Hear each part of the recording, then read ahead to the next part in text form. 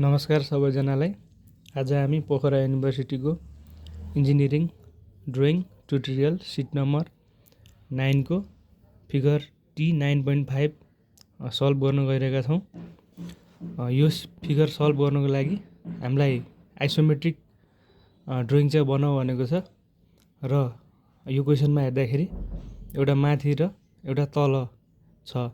Figure माथि र तल भएपछि एउटा फ्रन्ट भ्यू र टप भ्यू भन्ने बुझिन्छ। हामीले यो क्वेसनमा हेर्दा यो चाहिँ टप भ्यू र यो चाहिँ फ्रन्ट भ्यू र अब हामीले योलाई चाहिँ बनाउन स्टार्ट गर्नेछौँ।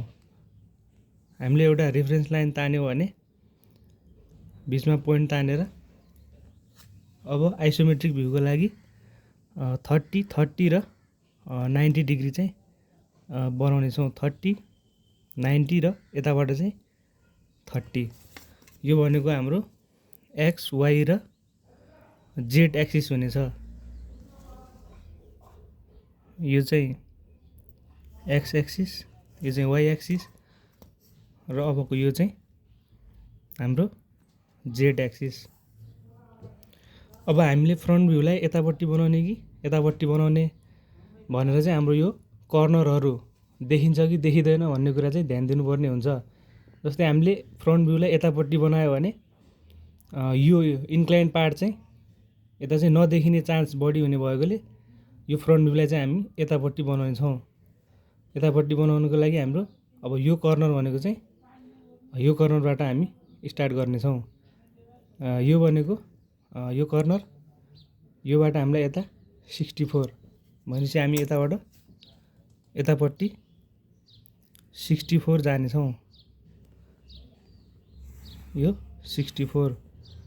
त्यसपछि योबाट हामीलाई माथि कति छ त भन्दा 13 छ भनेपछि हामी योबाट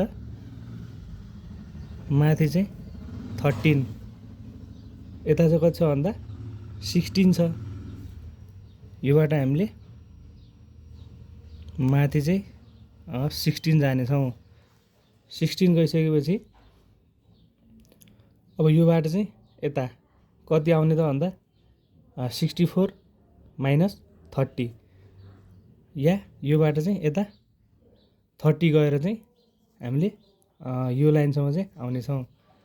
यो भनेको हाम्रो यताबाट 30 नाप्ने र माथि हामी अघि कति गएको थियौँ 16 भनेपछि यहाँसम्म चाहिँ हाम्रो त्यो पोइन्ट चाहिँ आउनेछ।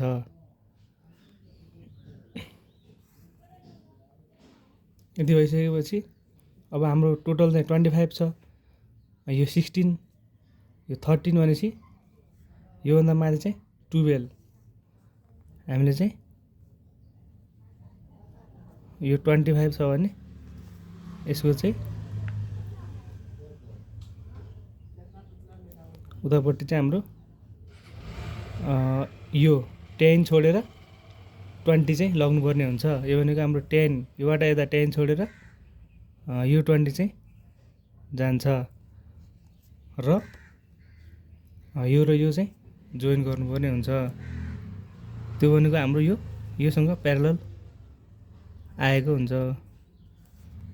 र यो कर्नर आएर अब यो कर्नरलाई योबाट तल 12, योबाट यता 10 छोडेर योबाट यता 10 र योबाट तल 12 छोडेर चाहिँ हामीले अब यो कर्नरलाई चाहिँ मिट गराउनेछौँ। यति भइसकेपछि हाम्रो फ्रन्ट भ्यूमा देखिने कुरा रेडी भयो। यो सँगसँगै अब हामीले टप भ्यूमा देखिने कुरा हेरेर साइड भ्यूमा के बन्छ र टप भ्यूमा के बन्छ हेर्नेछौँ। अब हाम्रो चाहिँ टप भ्यूको लागि चाहिँ योबाट यता विथ चाहिँ 28 दिएको छ। 28 दिएको छ भने हामी 28 यता जानेछौँ।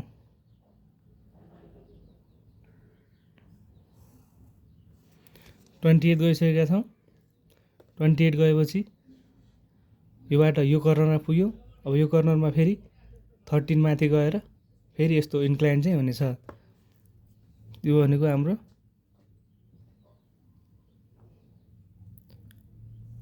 थर्टिन माथि जानेछौँ भने अब यो कर्नर यसलाई र यसलाई जोइन गरिदिनेछौँ।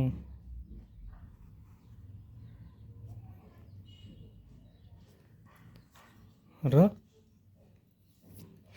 हामीले यो सँगसँगै यस्तै एउटा इन्क्लाइन तान्नुपर्ने हुन्छ।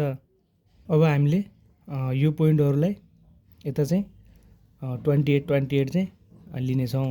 जस्तै अब यो पोइन्टलाई चाहिँ हामीले 28 लिँदाखेरि यो भयो भने अर्को यो पोइन्ट चाहिँ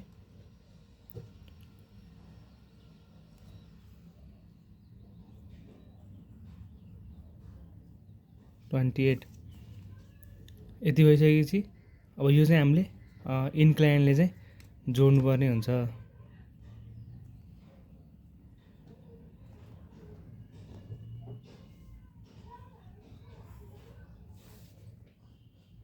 यो भइसकेपछि अब यसलाई पनि हामीले योसँग प्यारलल जोड्नुपर्ने हुन्छ।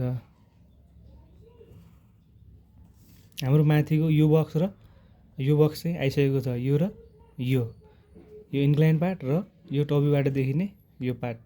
र हामी अब यस्तो यो पार्ट बनाउनेछौँ। यो कहाँ बन्छ त भन्दा योदेखि हामी 28 उता जान्छौँ। तर हामीले लाइट पेन्सिलले चाहिँ तान्नेछौँ यसलाई।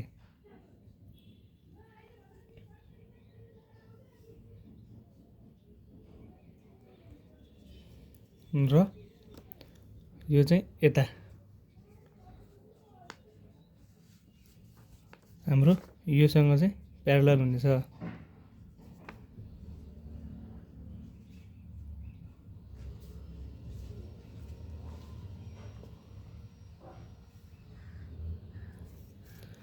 यो चाहिँ हाम्रो यो पार्ट हुनेछ भने अब हामीले चाहिँ योबाट यहाँ चाहिँ खाली ठाउँ छ।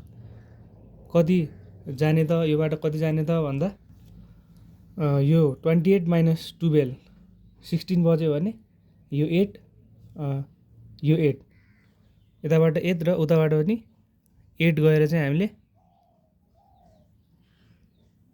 यो बिचको चाहिँ 16 नै 12 हामीलाई 12 दिएको छ। 12 राखेर चाहिँ अब हामीले भित्र चाहिँ कति जाने भन्दा 21 दिएको छ हामीलाई। भनेपछि योसँग प्यारलल योबाट 21 चाहिँ भित्र आउनेछौँ।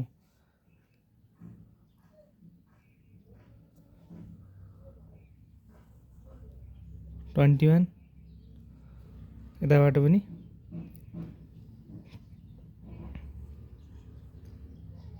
21 र यसलाई चाहिँ जोड दिनेछौँ।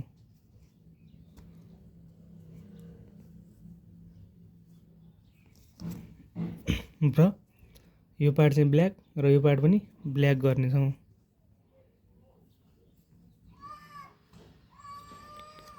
र यो लाइनलाई पनि ब्ल्याकले गर्नेछौँ। यति भइसकेपछि हाम्रो यो फ्रन्ट भ्यूको पनि यो कम्प्लिट भयो र टप भ्यूको यो पार्ट पनि कम्प्लिट भयो।